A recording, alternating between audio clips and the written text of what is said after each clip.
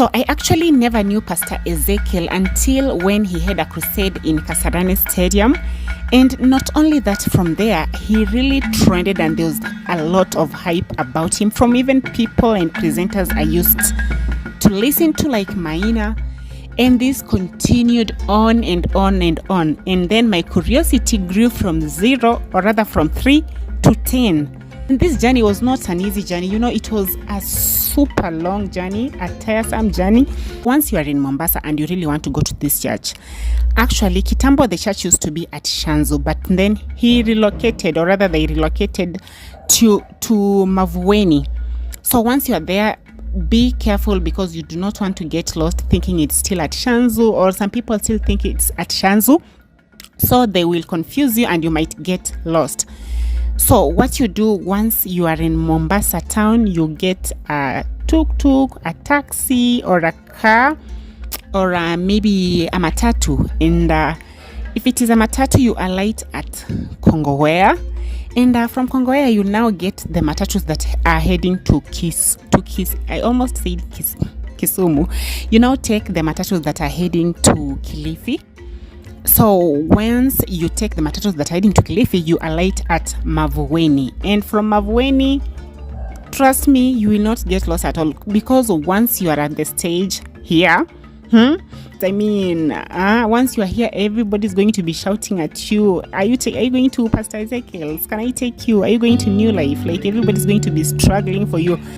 So hello guys, welcome to Marianne TV. This is Marianne, and of course don't forget to like this video, coming live from here at Pastor Ezekiel's place, just to bring to you how the place looks like, how big it is. And of course you can see the security is so tight in here. Kama mume observe, you just seen the police car, and of course there's tight security. You have to be checked before coming in, and you can see this place is super big. I mean, shamba ni kubwa sana, and you can see that is Pastor Ezekiel's house.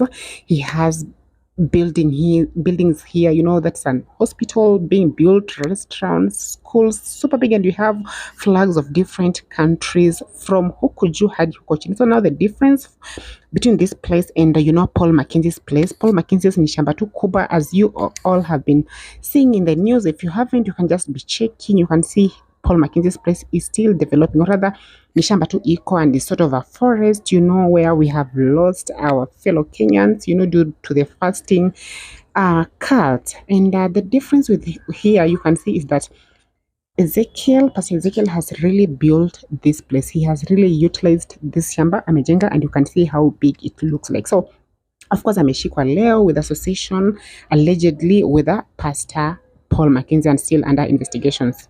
So we're still waiting to see what happens next, because he's still under the DCIs, of course, being questioned.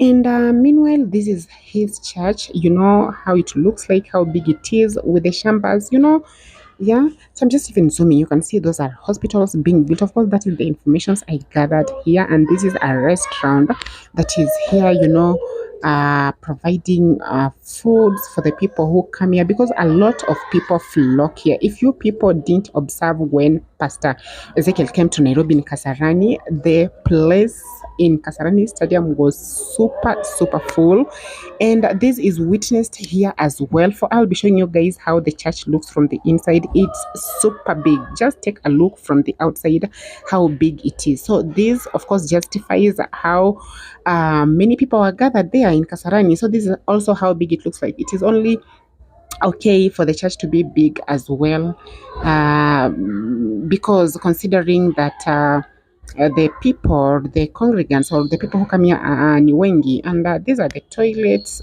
za huku ndani. I'm just showing you guys a tour of around this church, how it looks like. So for Pastor Ezekiel ameshikwa leo in association. We don't know exactly whether it is true they were in association, but of course ameshikwa, and the investigation is still going on. We are still waiting to hear what the DCI have to say, the report considering Akondani. And of course we could see several journalists trying to question him, but he could not respond. So right now Pastor Paul Mackenzie, Pastor Ezekiel are in custody. So tunangoja we hear what has to happen later on. So Yes, he and you. I don't know what you guys think. If you think, do you think really this is a cult? And do you think uh, Pastor Ezekiel, if he is at all among or rather part of what is going on, do you think probably he has utilized the resources well, or maybe he has done a great job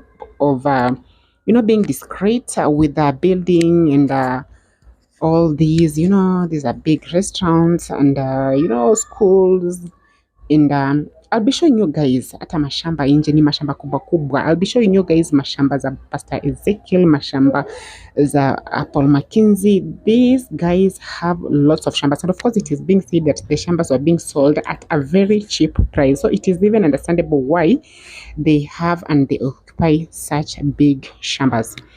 Yes, so that's the church.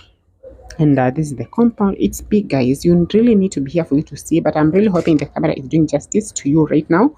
So I just do the observe, and of course construction still going on here and there, in the church. So apparently it has been closed indefinitely. We don't know when it's going to be opened or if at all it's going to be opened. All we do is sit and watch, observe, like wait and hear what the reports are going to come out, what the report will be like, right?